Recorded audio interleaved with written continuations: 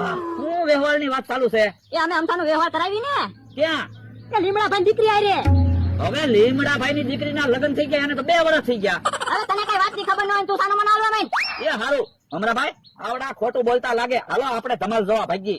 ક્યાં છે ધમાલ? એ હાલો ત્યારે ને. એ હારું એક કામ કરો કે કાકા, તમે બેલેન્સ પછી પુરાવજો, અત્યારે આ ફોન માંથી વાત કરી લ્યો. કેમ કઈ બોલતા નથી? હવે એ વાત જવા દે ને, પછી વાત કરશું. તો પણ એમ કહી દો ને અમે ખોટું બોલીએ એમ. ઈ તો ફોન માં બેલેન્સ પૂરું થઈ ગયું ને, એટલે તને ખોટું ખોટું કહેતા હતા. તો પણ એવી મસ્તી શું કરો? લાવો અમારા પૈસા. જમરૂખ, આપણાથી કોઈ ન છેતરાય. તો હું ચલો અમરાભાઈ ધમાલ.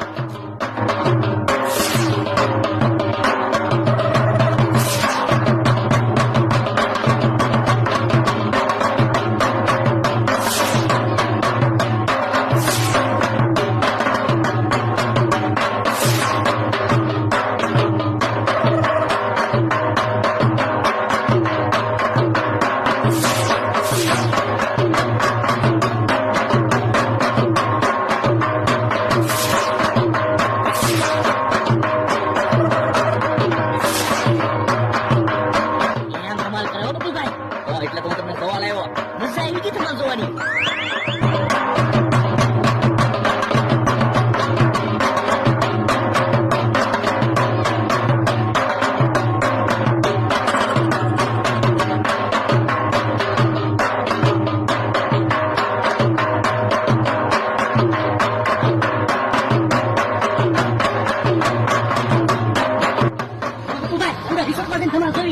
અરે ના, અંદર જાવી કરતા ટિકિટ લેવી પડે.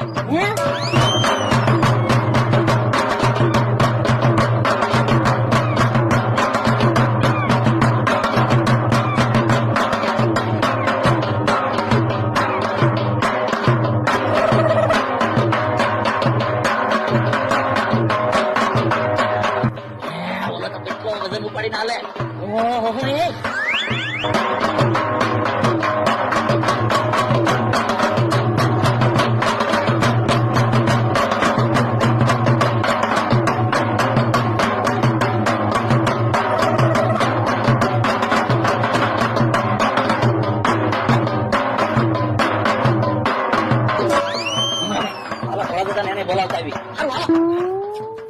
તમે જોવો, ગામમાંથી સફરજન લઈ આવ્યો.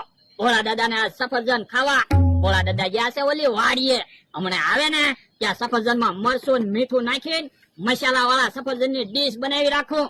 મસાલા વાળા સફરજન ખાહે ને એટલે ભોળા દાદા રાજી થઈ જાહે. આજ તો મને શાબાશી આપશે.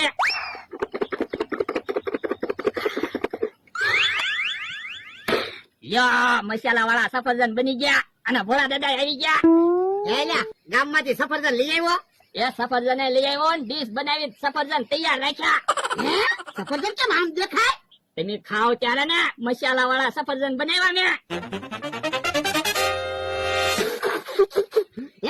સફરજન કેમ તીખા લાગે? કે મેં મીઠું મરચું સફરજન માં નાખ્યું ને એટલે. સફરજન માં થોડું મીઠું મરચું નાખવાનું હોય. મીઠા બનાવી નાખ્યા.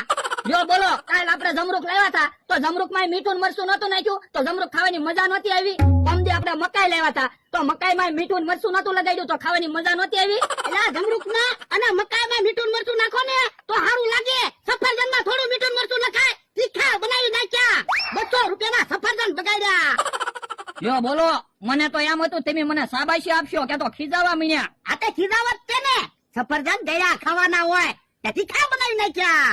તો પણ સફરજન માં મીઠું મરચું તો નાખ્યું જ છે. તેલ નાખી દેવી સફરજન નું શાક બનાવી નાખ્યું.